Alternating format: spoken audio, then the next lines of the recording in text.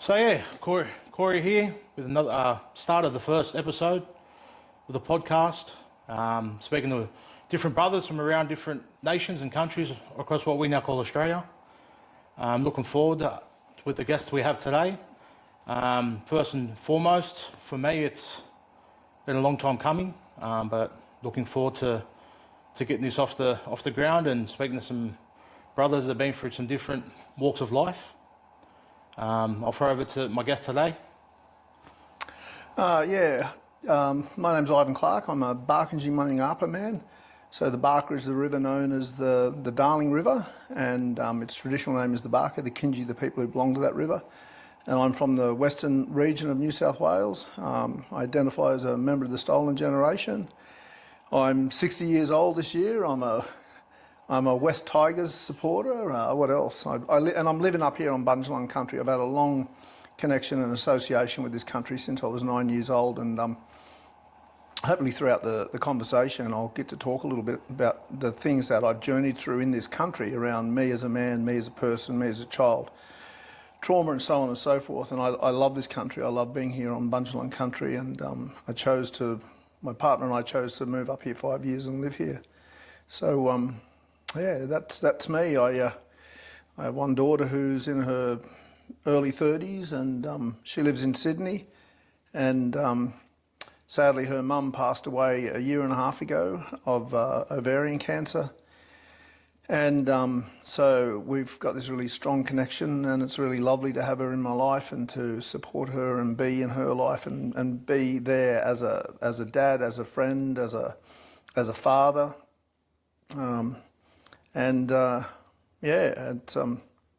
Life is good, I guess, at the moment. Yeah.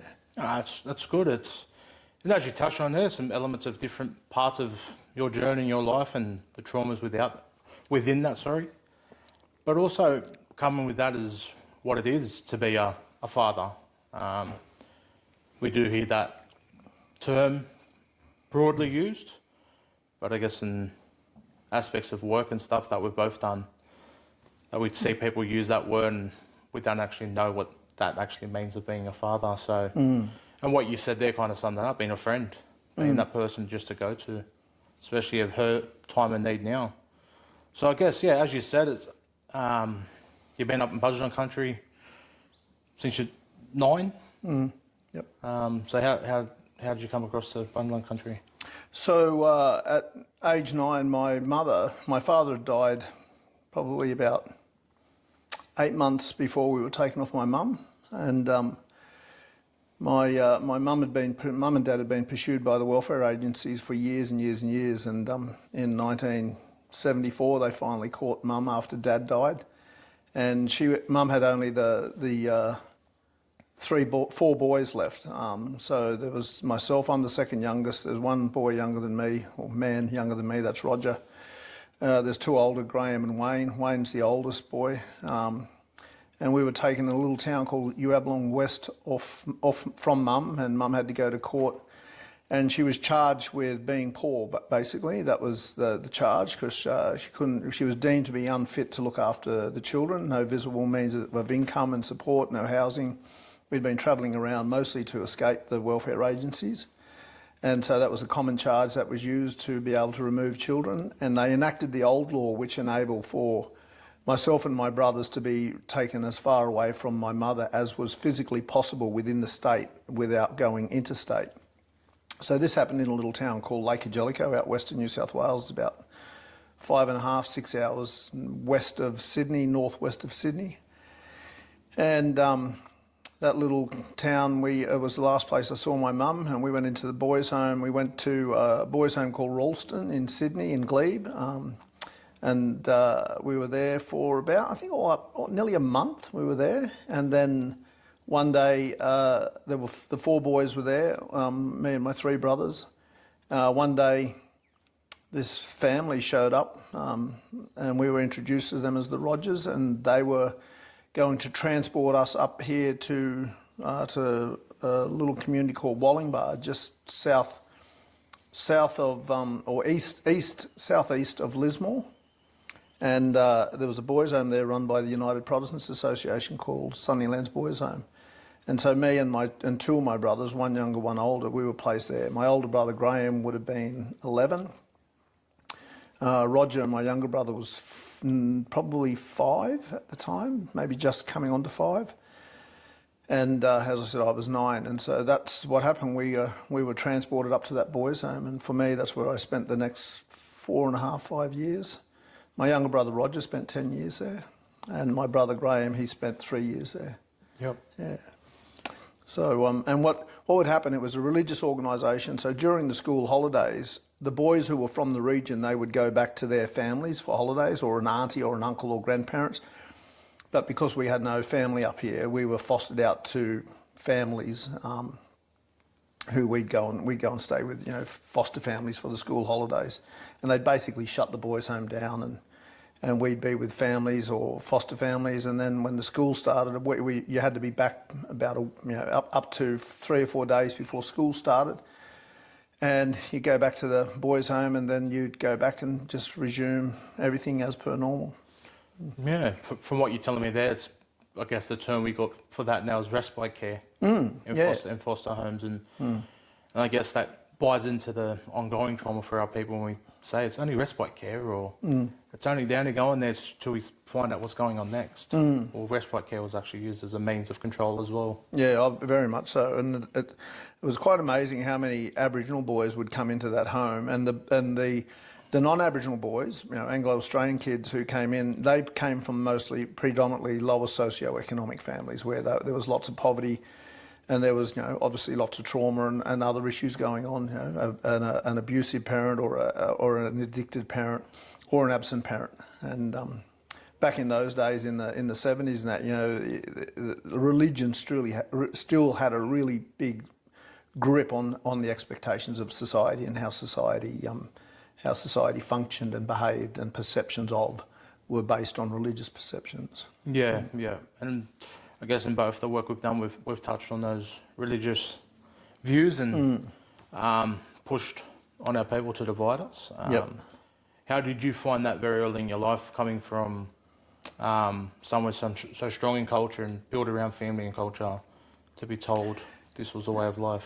Yeah, it was startling, and out of my country, we primarily say we're from Wilcannia, and out there, the Barkindji people, we had maintained our language when so many other communities had lost theirs, and our elders and old people still taught the children in secret to speak language. And my mother spoke language, my grandfather spoke language, my dad had, he spoke a little bit of language, but I had relatives in that who spoke fluent, up to 3 or 4 different languages from the region. So it could be Barkindji, it could be Maningapa, it could be any of the other languages from around that area or that region. And you were expected in the old days to speak those languages, but also the way we lived was very communal.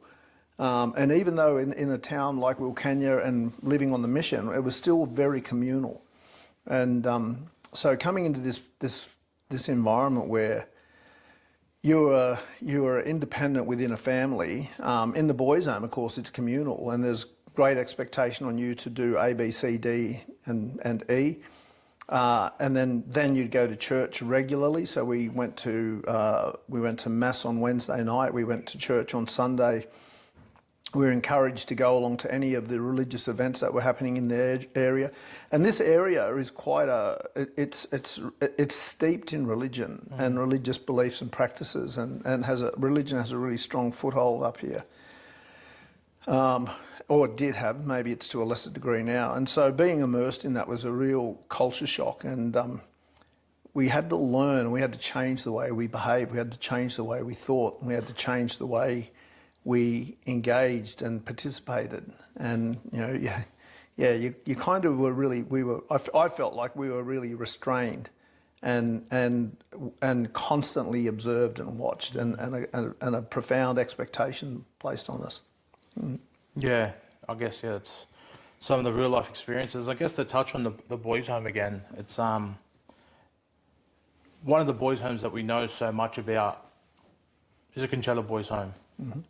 But for me, through my father's journey and story, is he didn't go to Conchella, so I don't get I don't want to use the word recognition, but you don't get the also people talking about other lesser known boys' homes.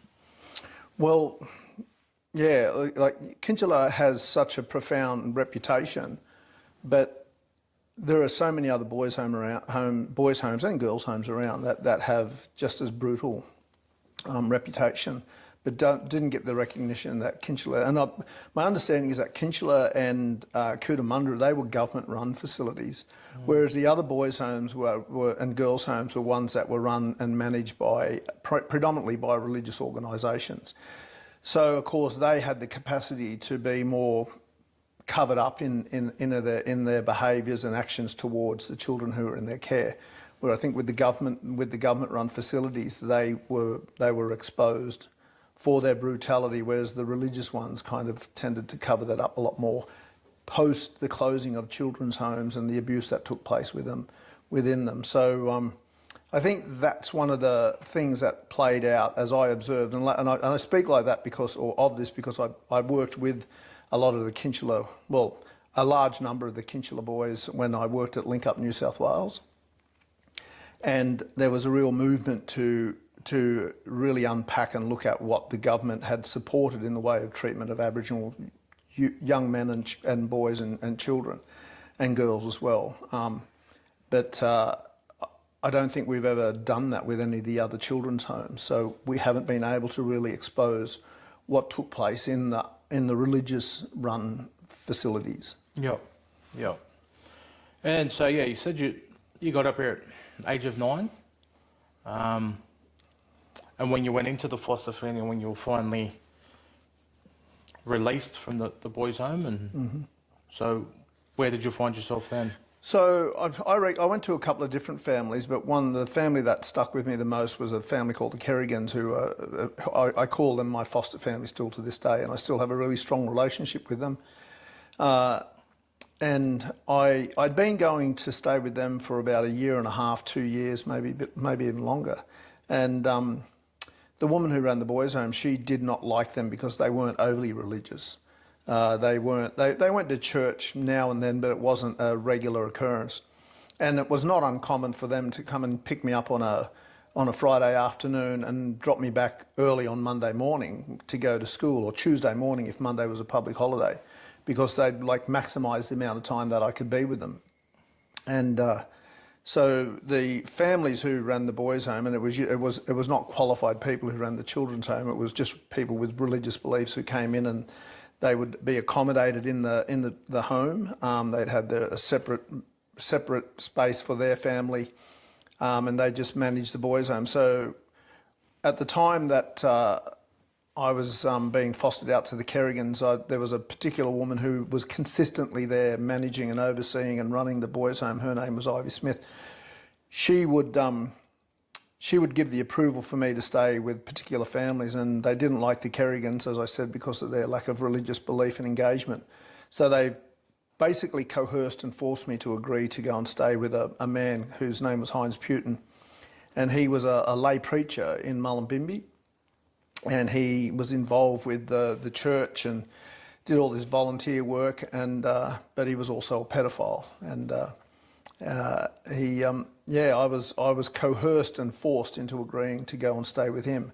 And I think I spent nearly a month there, and copped horrendous abuse when I was there, including being raped and tortured, having electrodes put on me on my genitals and the likes. And then I was taken from I had a guardian who came and checked on me once after about 4 weeks, called Norman Armstrong, and he observed that something was wrong, and so I was taken out of the care of Heinz and his family and placed back in the care of the Kerrigans on a full-time basis. And I was 14 years old. I was in year 8 at school. And everything shifted and changed after that. Everything in my life had changed. Yeah. Thanks for sharing that, bro. It's and as something that you've taught me over many times, doing a lot of work with you, it wasn't your fault, my brother. No, and I think one of the beautiful things I've come to realise is that, like, none of us are responsible for what adults do to us when we're little. and adults have an immense responsibility.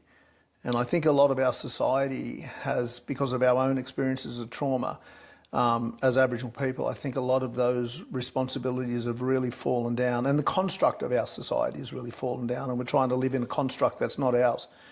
And as a result, I think we really can struggle with that, and we put a lot of blame on ourselves to think, if I could have done this, I could have done that. And I think through therapy, I come to realise that, like, you're a 14-year-old boy, what really can you do? Like, a little shy of running away and acting out, there's not a lot that you can do.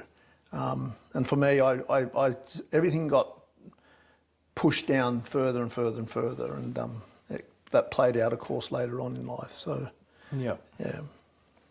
So when you went back to the Kerrigans, from 14, do you think they sensed the difference? Yeah.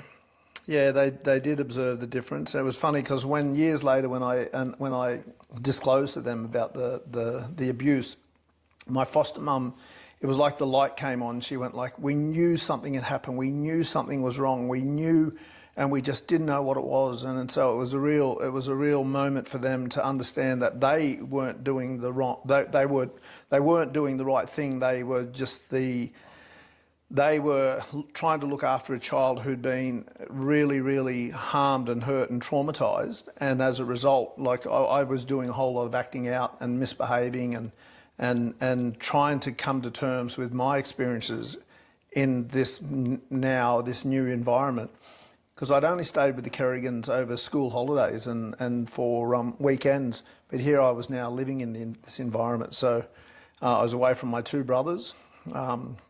My older brother Graham, he came back here and lived in Byron with a foster family, and my younger brother Roger stayed in the boys' home. And so, my foster family really, really struggled to identify what was wrong with me. And they weren't of the nature to sit down and go, what's going on, what's happened, or how can we help you? They were a young family trying to, pay off a mortgage and, have holidays and do live the Australian dream, I guess. Yep. So there was a challenge with communications. I felt like I wanted to tell somebody about what happened to me, but you just live in fear of how that might be used against you or how you might be judged. And a lot of the stuff that pedophile used in regards to coercion really instill fear in me about what might happen should I speak up. Yep. So sadly, the Kerrigans didn't know that what had happened, and they were coping with and supporting a really broken person, and they dealt with that the best way that they could. Yeah. Yeah. And I guess for you to stay there, there was that element of safety that you did feel there, though. Oh yeah.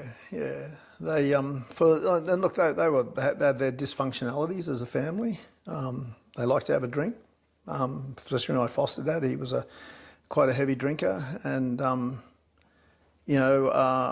they coped with it as best they could until it got to a point where it was no longer viable or tenable for me to stay there. I'd finished year 10. I was asked to leave school at year 10,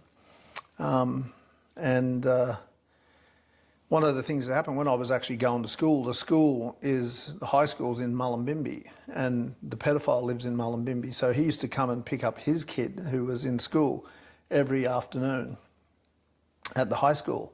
And on a number of occasions, he had tried to approach me and talk to me whilst.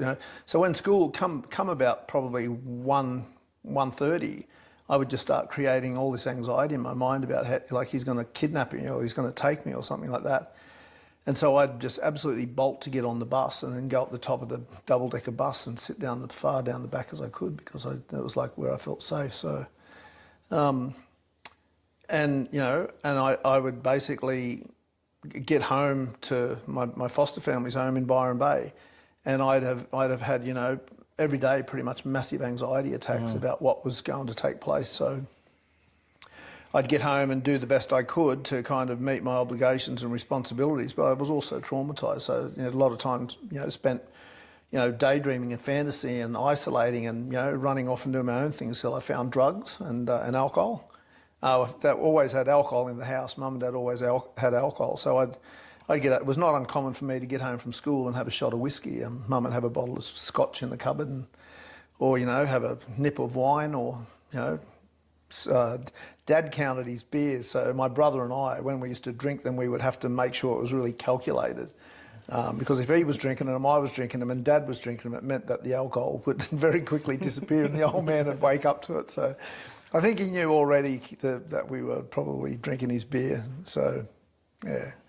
Anyways, but it was challenging for them to come to terms with the fact that, this kid who they thought was this wonderful little shining light, in which I loved life as a kid. I had that light taken, like it was turned down to be really dim, and I was really, I was a different child after the harm was done to me, and they didn't know what had happened, and I didn't tell them, and I didn't know how much it was affecting me in the world. And so it was really challenging for them to come to, well, not to come to terms, but to have me in their life as a broken child, and for me to be in their life as a broken child. Yeah. So you said you touched on the drugs and the alcohol. So you touched on from, say, maybe 14, 15, you dabbled in a little bit of having a shot here or a drink there. But how long did that turn into an everyday type of use thing? Well, one of the things that happened was the guy who harmed me, the fellow who lived at the backyard of him, had a little still set up, and he used to make his own alcohol. So he made wine, and he also made like an ethanol that he burnt, that he could use to burn to run a little steam engine. And I remember, like, Heinz, the guy who abused me, he gave me ethanol, and like he put orange juice in it, and well, back then it was orange and mango juice, and he put that in and he mixed it up and said, oh, this is like, try this, and he was talking to me about it. But so I knew the effects of alcohol, and I had an inkling, and I knew how it numbed you, I knew how it made you feel. He also gave me pain medication, so I had a pretty good understanding of the effects of alcohol and tablets and certain tablets. So when I was at the Kerrigans and there was alcohol in the house, like, I knew the effect it was going to give me, and I also knew I had to try to show that I hadn't used it. So doing it in this supposed moderation was the only way I could do it until I turned. I think I was about 16, and I'd started drinking quite heavily, and hanging out with mates and going out for weekends, and I'd been kicked out of school, so I started working. I was earning my own money, and so that's what I'd do. I'd drink, and my friends would drink socially, and I was drinking to get shit-faced. It was not. Yeah.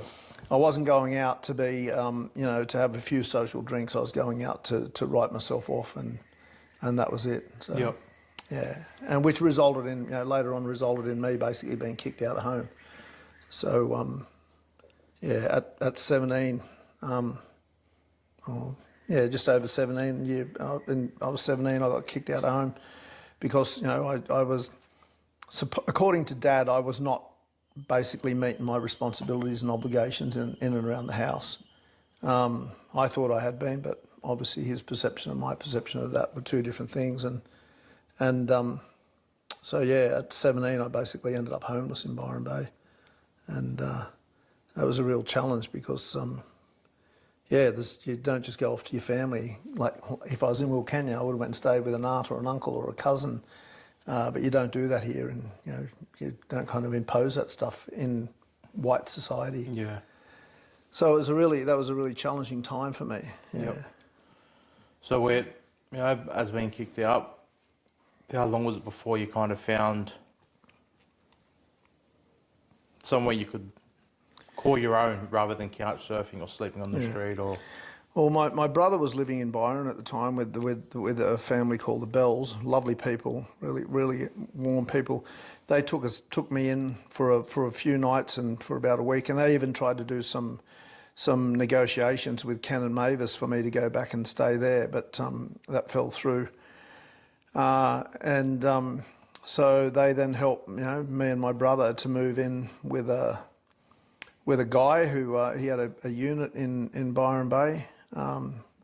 We moved in with him, and all he did was stole our rent money and took off up to Queensland.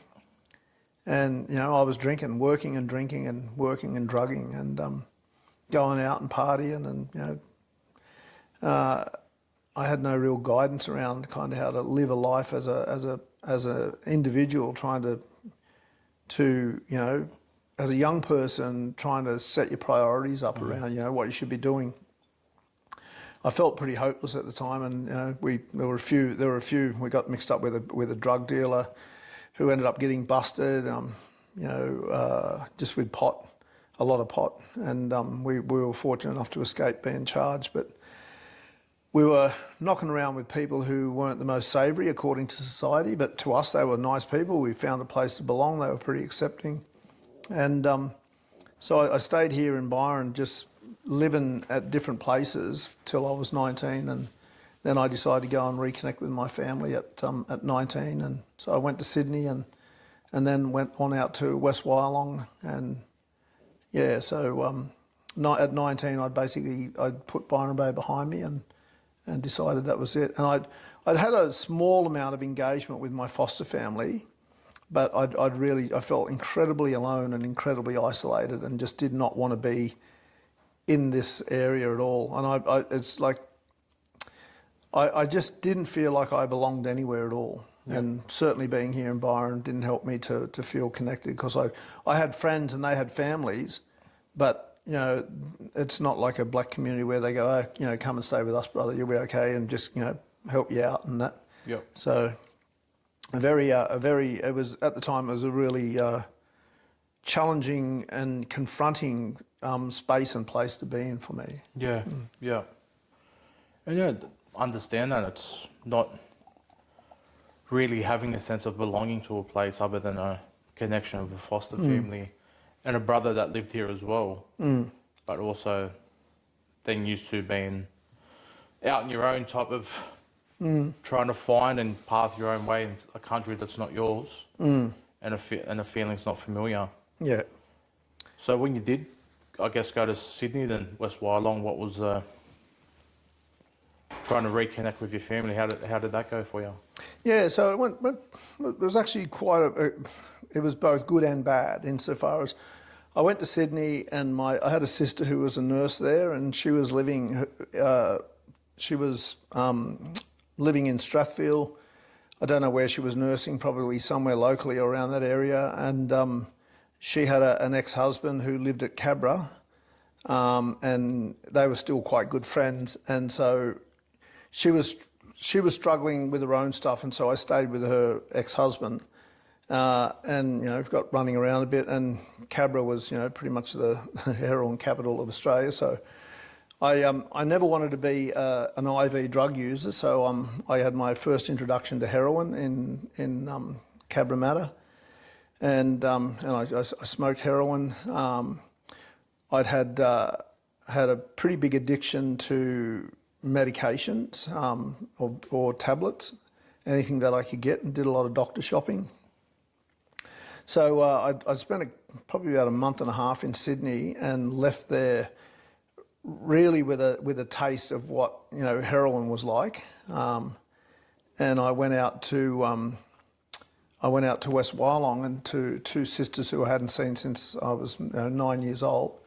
So here I am, 19. That's 10 years apart that we'd spent, and we didn't even know each other, recognise each other on the train station on the platform at Cootamundra.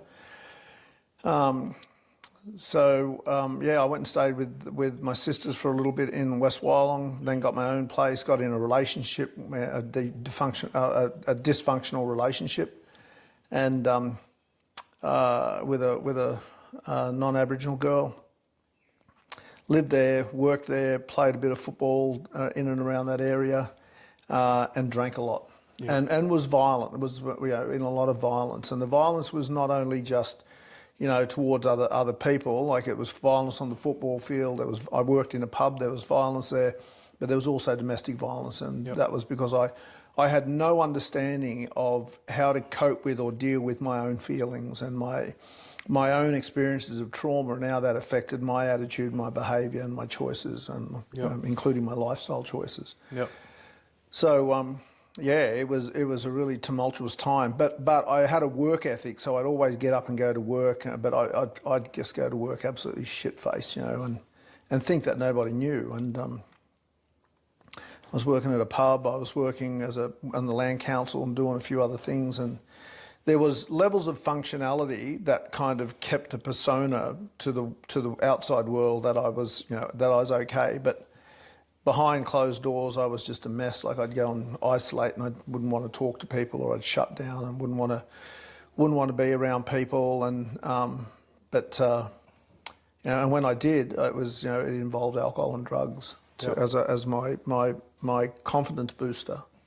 So I spent a couple of years there at West Wyalong, and my brother, who was living here in Byron Bay, he'd moved down to Albury to connect with my older brother Wayne, and we had a whole lot of our family from Western New South Wales had moved to Albury because there was work, there was employment, there was housing, there was a growth centre. Albury Wodonga was a growth centre, and so they'd moved there. And so my partner and I moved down there from West Wyalong to Albury with the hope of working with this concreter who my brother had worked for, and went down there and took a little while to get a start, and I ended up living on his property with my partner. And it was at that time my younger brother Roger, had been released. Well, he'd been kicked out of the boys' home. Yep. And so he came to live in my care for the best part of a year and a half, 2 years. Yep. He came there with a lot of trauma.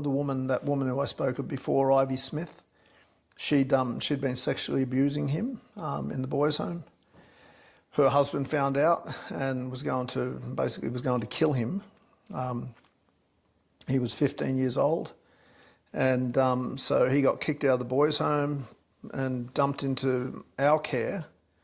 And we were happy to have him, but we just didn't realise and didn't know about our experiences of trauma or his trauma. And so we've got this community of traumatised people trying to be functioning in the world. And it was quite profound how, when I look back on it now and I think about how the things that we did, the coping mechanisms that we developed and the behaviours that we had and the attitudes and perceptions, like I can see how they were those fight, flight, freeze instincts that kick in when you're under duress or when you're in stress or when you're fearful, or even when you don't know or you haven't got guidance and help and support, and ridiculous expectations on yourself to be a certain way or to do to do things to fit into society. Yeah, hindsight's a hell of a thing. Yeah.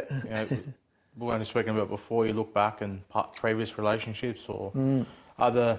And it doesn't mean just an intimate relationship with friends and stuff like that. You look back and think, why was I doing that? Yeah. Or why was I with that person? Or why was I putting myself constantly in that environment? It's, as I said, hindsight's that one thing, but when we're living in trauma and we've got people around in trauma, we just think it's a norm. We start to normalise trauma behaviours. Oh yeah, and in hindsight, I look at even my extended family, my cousins. And I see all this behaviour that has its roots in trauma and has its foundation in the trauma of growing up as Aboriginal people who have been separated from our culture and our identity, and an expectation on us to fit into a society that constantly rejects us. Yeah. And still to this day constantly rejects us and doesn't want to come to terms with the fact that there's a whole demographic in this country who have been so poorly treated that no one really knows how it is to even start the healing process. Exactly right.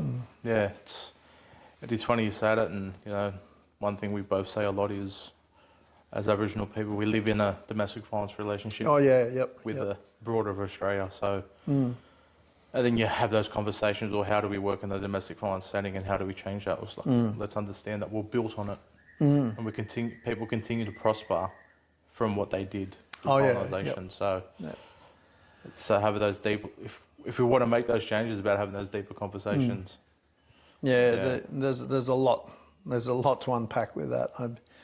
I having worked in the domestic field for probably 20 years now, I just see so many parallels to society, the treatment of Aboriginal people by society, to the behaviours of individual men in Aboriginal communities towards their family. It's just the parallels are profound in regards to that desire to want to feel power. Yep. And that's, and I relate to that, exponentially, because I was so fearful of being disempowered. Yep. And still to this day, I still struggle with that. Yeah. People think I'm confident because I can do A, B, or C, or D, but there's a constant fear that sort of sits inside of you when you've experienced the level of trauma, and not just my trauma, for every person who's experienced trauma.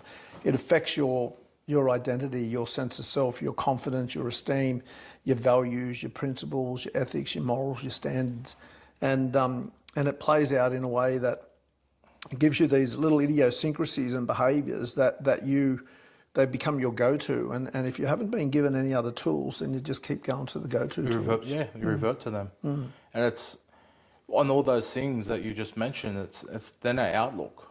Our outlook is if we do think things are becoming better, or work opportunities, or there's money in the bank account, we've got a roof over our head, then the other part of the brain's going, well, someone's going to take that away. Yeah. Oh, yeah. So we start to set for that. Yeah, absolutely. Absolutely. And the other thing too, and I think this is one of the things we regularly forget about, that like a result is a result. Yes. In the world of a person with trauma, if you get a result and you personally feel like a sense of achievement, then a result's a result. And it may not be what society deems to be an appropriate outcome or result, or an expectation of what a result looks like, but a result is a result in the eyes of a person who is fighting to feel empowered and trying to push through their own experiences of trauma to feel like there's a validation to who they are and what they're doing. Exactly. The old adjective is, doesn't matter if you win by an inch or a mile, it's still a win. Yep, exactly. Yeah, that's good. But but for us, in the trauma brain, we always trying to process, well, maybe we should respond to that, but that was just our response. It was a win because it wasn't that negative response that we used to have. Yep. Yeah, exactly. Yeah, so well, you've touched on there, like moving to Albury and getting some work. Were you in your height of your addiction then, or? Look, I was balancing it out because I, as I said earlier, I'd always had a work ethic. So I'd always get a job, and I'd only have stints on the dole of about 3 or 6 months or whatever, and I wasn't afraid to get up in the morning and go to work. But what would happen is I often would find myself, drinking and drugging, as soon as I could knock off, or soon as it was available, I was doing it, and I did it in real seclusion to everybody else. I drank socially with family and all that, but the drugging, I did it in isolation, and I didn't share drugs. I didn't go and sit down in circles and punch cones and do all that sort of stuff. I did it in isolation, and I did it in secrecy, and I did it in a way that it kept the persona of me being a functioning person and being in control. And so in and around my family environment in Albury, I would often, we'd drink and all that, and I'd go home and smoke a joint before I went to bed, or I'd smoke a joint before I went and drank. And if I could get dope, I'd have dope. If I could get pills and tablets and harder drugs, I'd have it. I used a bit of speed when I played football, when I could get it every now and then. Coke was always very expensive and very rare, but other drugs like just the pain meds that I could take, they were great because you could take one during the day, jump in your car and go to work, and anything that you could get a hold of that would help that. That's primarily what I did. So functioning in the world at a level to keep me, keep the perceptions of me as being he's a nice bloke, he shows up, he's a good worker. That's what I did, and I come to realise later on too that was a trauma response. Trauma mask. Yeah, that was the trauma mask that everyone thought he's really high functioning, but it untangled later on in life. I went on to work with telecom as a linesman and did an apprentice as a technician, and I got when I was a linesman, I was stoned and driving a vehicle and had a minor accident, and that played out and got a rebuke for that. But as a technician, I actually got caught DUI, and you know, I was working on travel allowance in Griffith, and you know, was just getting shit-faced drunk every night. Like, and as you know, not all the guys were doing it that work for Telecom. We go to the pub and have a liquid dinner, and then you know, go and crash and get up in the morning and start again. And the money was great, and I lost my license as a worker, which was a big impact. And I nearly lost my job, but you know, there was a grace where I was given opportunity to kind of get myself together and go back and work. But alcohol and drugs were a constant. Alcohol was more so in the open, whereas the drugs were less so. They were done in privacy. They were done behind closed doors. They were done in the confidence with other people who I trusted, and they were done in a way that no one really kind of knew that I was doing them. Mm. Yeah, it's interesting that, because it's with that, everything going on for you with that trauma response and the drinking and being so open to getting shit-faced, as you said. There was a still element of your brain knowing there was something wrong with using the other drugs, and thinking, I need to keep my persona of, because if people find out this, because as we know, Australian society is such a big drinking culture. Back then, even more so, especially with work, people turned up to work drunk, and they're like, oh, okay, maybe don't do that again. With drugs, it was a bit more of a, oh, we don't want to go there. So for you kind of knew subconsciously, is if they find out I'm using other things, it's going to impact my work, and also then paying for those things that I really want to do. So yeah, it's an interesting look at, but as we know, with the alcoholism, it wasn't really a problem for a broader society to say people and society really accepted that. Like if you didn't drink, you know, a classic saying I still joke about this day. Like I remember saying to a guy once where I decided to just drink light beer because I'd taken up training for football a bit more seriously, and I was only drinking light beer, and every now and then would decide not to drink. And I remember a guy said to me once, he was like, "What? You don't drink? What are you some kind of poofter, are you?" And still to this day, I just can't quantify how there's an association with your sexual identity because you don't drink alcohol. Yes. Or you choose not to drink alcohol. And I can just see this expectation of the Australian society around, like, you know, you got to drink alcohol. That's what being an Australian is. If you don't, you know, and the denigration of this is that, like, is to call someone you're some kind of poofter. And like, I've got plenty of friends who are gay and, you know, and even refer to themselves as poofters, and they don't drink. They don't care for alcohol, or if they do it so respectfully and so moderately. I cannot draw the parallels between the determination that you're a particular person because you don't do what the main society expects. No, exactly right. And on that same token, we've both got, you know, gay men and gay women that would absolutely blottoed. Oh yeah, as well. Like there's no limitation to what you can and can't drink when you identify because of your sexuality. And it's something that personally I know I've done myself. Is a young person's crying, stop being a sissy, stop being a girl with their own boil, stop being a poofter. And it's something that I've had to learn through my. It's like, well, it's a learned behaviour that's happened that I've seen around me, potentially for years and years and years, but it's a learned behaviour that now that I try to say, well, everybody's allowed to cry. It doesn't make you any softer or any stronger. Exactly. There's probably strength in more strength in crying than there is weakness. It's, you know, I think it's a beautiful thing when you surrender to that emotion, and it's, you know, it's okay to surrender to things where it's so overwhelming that you give yourself permission to release whatever's going on for you by crying. Yeah, I say to a lot of mob that I work with, it releases the same emotions and same things in your body. Is for saltwater people, if you go for a swim in the salt water, or for freshwater people, if you go for a swim in the river. It releases the same things that we earn to go home for. But because we've got this thing in you can't cry. And it's that perception of, you know, again, for us as men in Australia, like there's a measure of what it is to be a man, and that measure is so distorted, Yes. and it has its roots in so many fragmented perceptions of even us as this Australia as a nation and a nation of men. And like we're coming up to ANZAC Day, and I've started reading some of the comments on Facebook, of course, about what it means for the ANZACs and the families of the ANZACs and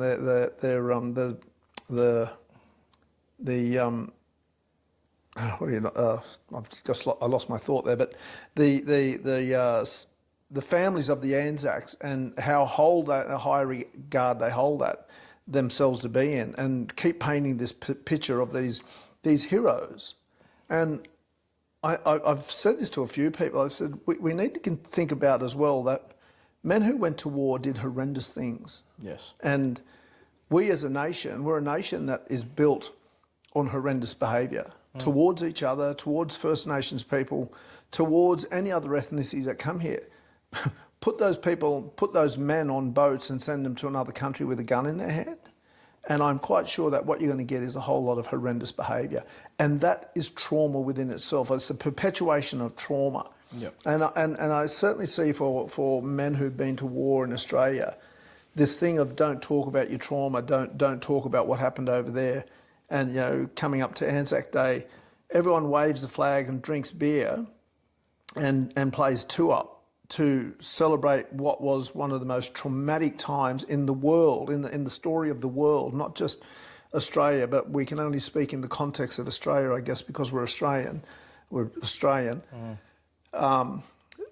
We're celebrating the survival of this horrendous trauma, and what we're doing is we're sending a message to our young people that instead of talking about the trauma and the horrendous things that happened, and that we did, that Australian soldiers did, and that what they were exposed to, let's just get shit-faced, play two-up and pretend it was it's a great thing. Yeah, look, I couldn't agree with you more on that point. And I guess to double down on that more, as we had the Premier now come out last year and say no one else can open other than pubs and RSLs. Yeah, yeah. So there you go. For a mother or a father struggling during the week, working, too tired to get something for their kids. Yep. Come to think, I've got a public holiday on Friday, I can go get the nappies or milk or whatever I need, and go to Woolworths and it's closed. Yeah. But I can go down the pub and get absolutely shit-faced. Yeah, yep. It buys again into what we think this what Australian culture is. Yeah. And this subculture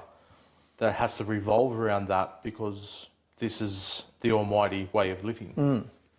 And that in those celebrations and the behaviours have their very roots are in trauma, and that they are associated with horrendous trauma, and we continuously forget how that's going to play out again within our society on come ANZAC Day, when the levels of domestic violence will go through the roof. Exactly. Just for the one day. It's like the grand final goes through the roof. The State of Origin goes through the roof. The Melbourne Cup goes through the roof, and ANZAC Day goes through the roof. The build up to Christmas goes through the roof. Christmas Day goes through the roof. And this continued spike of domestic and family violence and acts of violence. And we need to consider as well, whenever we talk about violence, that violence of men towards other men is so much greater than violence of men towards women. And that we as a nation, this has become a normalised process. And we go back to this being a penal colony. Yep. The penal colony attitude of violence is the answer and violence is the solution and violence is the outcome, results in a nation that has its very identity embedded in acts of trauma. Yep. And we continue to allow for those processes to take place without considering any of the possibilities of affecting change before we actually get to the point where we see the spikes of violence. Yeah, exactly right. And it's, we could speak about this for days. Oh yeah, yep. Of what, from a cultural point of view, from what Australia is and has become, violence isn't on the list of objectives if we're being honest about things, about changing those things. And like when I lived in Albury, I embraced that Australian attitude, that vernacular that says, this is what Aussies do, we celebrate. And I never really, my Uncle Jack Quayle went and fought in the Second World War, and that's my grandfather's brother who's spent time in Africa and in the Middle East fighting. And I have other family who went over there and fought in wars, and I used to think, wow, we've got to embrace ANZAC. And I've come to realise that it's not about embracing the ANZAC spirit, it's about understanding what we did as a nation to hold ourselves in identity and to assert ourselves on the world stage. So, and I don't want to. I'm sure there'll be people out there who will find that quite confronting to have that conversation. And I don't want to denigrate or deride the ANZAC spirit, but I also want to look at it from another lens as well. To go, I've come to this realization that I'm actually not an Australian. I'm a Barkindji Munyapa person who lives in this country that now gets called Australia. And by default, and people go, oh, but you get all the benefits. And I was like, well, yeah, there's a whole discussion around that, and I won't talk too much at that. But I know that when I lived in Albury, it was very much a town, a community that had lots of racism, had lots of unhealthy perspectives and behaviours towards First Nation and Aboriginal people, and a real denial of why Aboriginal people are in the predicaments and the situations that we were in, and that's in the late 80s and the early 90s, and I moved from there to Brisbane. I spent a year and a half studying telecommunications technical input in Brisbane, and I spent a lot of time intoxicated and a lot of time using drugs and a lot of time acting out. And, in that period of time that I was up in Brisbane, and I came back to Sydney and, went back to Albury, and I spent time in Albury travelling to Sydney regularly to keep updating my skills as a technician and to complete my apprenticeship. And when I was doing so, I drank and drugged, and that was so normal to do, especially the drinking, in that environment. As a telecommunications worker, I cut my teeth drinking. It was just, alcohol was so normalised in Telstra, and most of the people who I hung out with were pretty heavy drinkers. Yeah. So I guess the parts of back in Albury, and when did you start taking those steps, I guess, to recovery, to...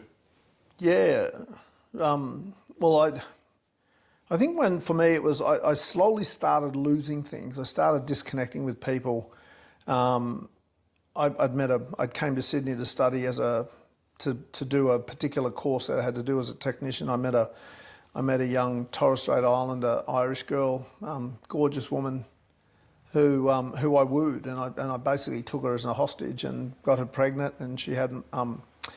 I did love her. I believed I love her, but I've come to realise that love was so much different to what I thought it was back then. And she had my daughter in '92. She moved down to Albury and had our daughter, and then we moved back to Sydney. She was a dancer, and she came back up here. And my life kept fragmenting, and I'd try to hold myself together, and very quickly I'd fall to pieces. I was working in a sector called money market services, so we worked a lot with brokers and that, and access to cocaine was it was there 24/7. It was in the morning, it was in the evening, it was in the night, and I'd be going to work and getting high, and then drinking in the afternoon, then getting high, then going home and trying to function, and then I'd be drinking more, and the relationship broke down. We ended up separating in 97.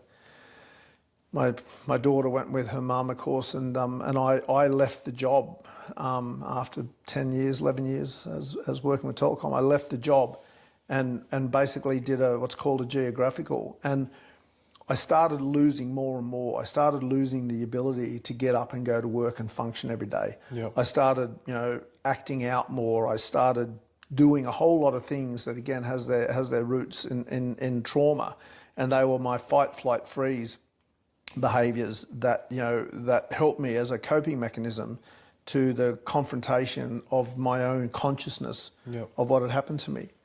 And so I'd started running. I ran away from everything. I went back out west. I worked out west. I went down to Mildura, down there for a little while working, up to Wilcannia, working out there, but drinking and drugging and isolating and running away. And I eventually came back here to Byron Bay and back to my foster family, trying to find a connection that gave me substance, that gave me fulfillment, that gave me...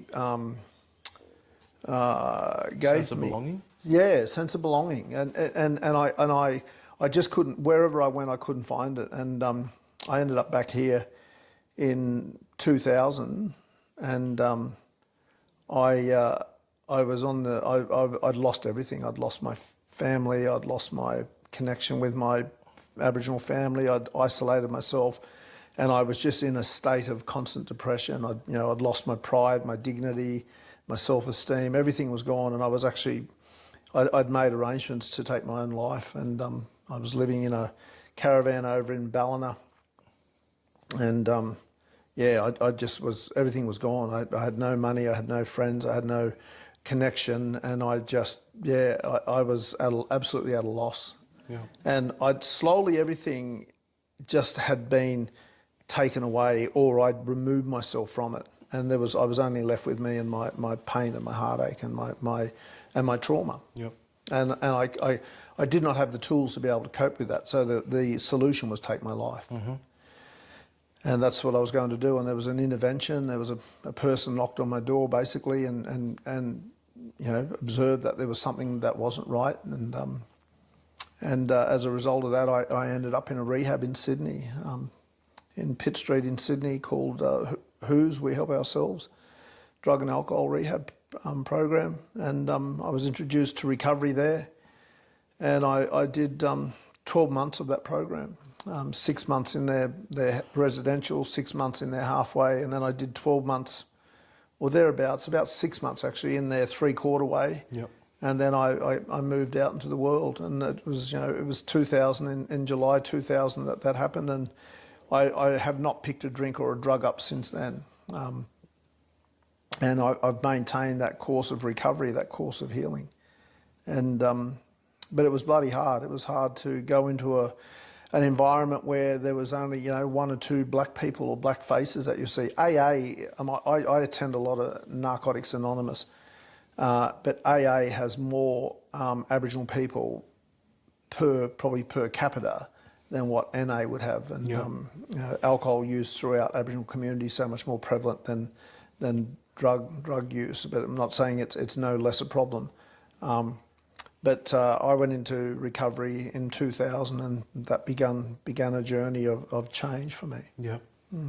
And I'd arrived at that point, because I'd lost everything that had any significance to me, and in particular myself. Like I was a bit egotistic and cocky and full of myself, and I just looked at myself in the mirror, and I just saw nothing but misery and a person who I really hated and despised. And I really I actually just felt the pangs of emotion expressing that, which is, I think we, as a man, quite often we have these perceptions that we should be a certain way. But I remember looking in the mirror and just hating the person who was looking back, and it was so profound to actually look at this person and not know who was looking back at me, and ask them the question, where have I gone? What have you done to me? And what am I supposed to do? And I think it's that turning of a page, or it's the coming to realise, or the revelation of, if nothing changes, then this is it. Then nothing changes. Yeah. And so I was put in a position where something had to change, and I didn't particularly drive that change. Other people drove that change, and all I had to do was surrender to go, all right, I'll do this, I'll do that. I'll be involved here. I'll be, and it was quite profound. So, which that led on to a whole lot of other things, which also meant confronting my own experiences of trauma. Yeah. Yeah. I guess in the initial parts, as you touched on, that you had to kind of surrender to other people wanting that change for you. How did you, in that first 6 months out of how was your headspace? Oh, it was turmoil. alcohol and drugs are such great mechanisms to help you cope. They are great tools to help you to, function through your trauma in any one given day. And I see that play out time and time again in the lives of other people who I work with now. But to do it without drugs and alcohol, and to still your mind and calm yourself, and to have the realization that, just because you're having a thought, it's not your reality. It's, that a feeling isn't your reality as well. You can have a thought or a feeling and it's not real. And to trust that you can have those thoughts and feelings, and if you're in the here and now, that you're going to be okay. Understanding what safety looks like. Understanding that I'm responsible for my safety and my feelings and my emotions, and not to project it out onto other people. They make me feel. And to trust a process that, I have never engaged in or never understood or never designed or never been a part of, that if I just immerse myself in this, I'll be okay no matter what. And that's a big undertaking, and I think sometimes you've just, for a person, I was 35 when I did that, and I work with men now who really struggle in their early 20s to do that. And I think they may need to get a few more, damaging runs up under their belt before they come to realise themselves. But for me personally, it was a big risk, and I lived in a lot of fear that it would all crumble and come falling down around me. But it never has. Nothing has ever come falling down around me. In actual fact, it's built my self-esteem, it's built my confidence, it's built my self-belief, it's built my goals and my objectives and my principles, my values, my ethics, my standards. All those things have been rebuilt on trusting this process, just one day at a time, I guess. Yeah. No, it's good to hear, and for people watching, it hopefully gives you that that sometimes you got to just trust that process and trust that the people around you are the best for you. And actually just going, okay then, I trust you enough to trust this. And I guess on that as well, as you touched on, as we know, is a lot of these organisations such as Hughes are set up to deal with your addiction and put in measures around your addiction. Then what was the further work that you've gone on to do to actually address that trauma? Yeah, well, when I was actually in Who's, and it was the first time I'd ever spoken about my experience of being sexually abused, and I disclosed to a staff member that I'd started talking about it, and the staff member had basically said, look, we're here to help you with your drug and alcohol, and those really ingrained and deep traumas, such as your abuse, that they're best supported with the assistance of not just, you can talk about them at meetings and in your recovery program, but it's probably best to get some professional help around that, and that's what I did. I started sourcing and seeking guidance around how that might play out, and it was a long and slow process, because rebuilding trust, I spent so much time avoiding talking about and engaging with and discussing, but it was such a burden to carry as well. So when I started trusting, I had to kind of throw myself right into it. I had to so often take what's called that leap of faith. It has such connotations of religion, but the leap of faith was that no matter what happened, if I took the risk and talked about it, or asked for some guidance, or disclosed or whatever, that I'd be okay. As long as I didn't pick up a drink or drug. And as long as if I acknowledged that I was going into fight, flight, freeze, and if I was able to intersect that before I went into that that behaviour that was associated with those thoughts or those feelings, and I was able to go, I'll be okay, I'll be all right no matter what, which I did, I would turn out to be okay, and I would turn out to be all right. And I just kept doing that until I kept building confidence in that. And it didn't necessarily always go well. I mean, I had a therapist who, he was more interested in smoking my cigarettes than he was, kind of giving me guidance. And I had therapists who had no, who were emotionally affected by my story. And, you know, one particular woman who was like, she was in tears when I told her what had happened to me. And then was taking that on and feeling guilt about it. And I had to say, hey, that's you know, I'm not here to support you. You're here to support me and to help me with that. And she did get herself together, but like she'd only been fresh out of university and was struggling to come to terms with the story of stolen generation and in particular sexual abuse that took place for Aboriginal people. And so there were confronting and challenging times with trying to find that equilibrium that was best for me or most beneficial for me. But what I come to realise was that like I had to persevere with it. Yeah. And I had to find what worked for me in the process. And giving up is easy. I remember hearing an expression about like a real man is the man who keeps showing up and trying no matter how many knockbacks is and how many difficulties and challenges he has. And it was put into the context for me of the father who has to get up and go to work and then come home and support his wife when they've got a sick child. They've got to go to the hospital and take the child there and visit the child and keep showing up. And it was also about the same time that I heard that you know, anyone can father a child, but being a dad in a child's life requires so much more. Yeah. And I remember thinking like being a man is that it's about no matter how many difficulties and challenges you keep confronting you, if you persevere and keep going, that's what builds your character and it builds your sense of identity and your conviction to want to affect change for yourself, which has this knock-on effect to your family. Yeah. And when I put that into the context too of like us as Aboriginal men, the resilience of us as Aboriginal men is just profound. Like it's a study within itself. That, you know, the expectation on us to be so many different things, and I think a lot of those are certainly self-imposed expectations in a modern context of work and money and clothing and car and you know perceptions of us as sportsmen as well in particular. They're unnecessary expectations. Whereas when we just be the best that we can be in the context of who we are for a single day and do the next best thing, it has such a profound knock-on effect.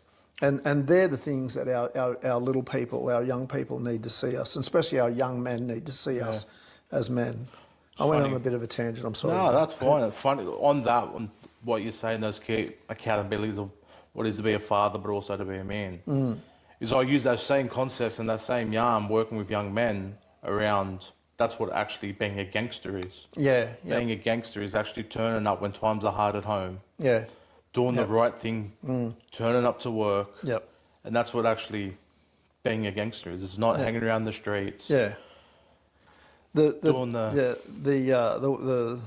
poster we've got for the work I do at the moment, which is why be a gangster when you can be a warrior. Yes. And it's like that's that same thing. Like the warriors isn't the guy who's the best fighter. No. He's the guy who actually just keeps turning up every day to do even the most mundane things every day to make sure that the community as a whole keep getting the benefit of the best that you give. Exactly. Without you having to do anything more than just being a part of the bigger machine. Exactly right. And our communities were built on you showing up and doing your job. Yep. If everyone turns up and does their job, we have a safe and beautiful community. Yep, exactly.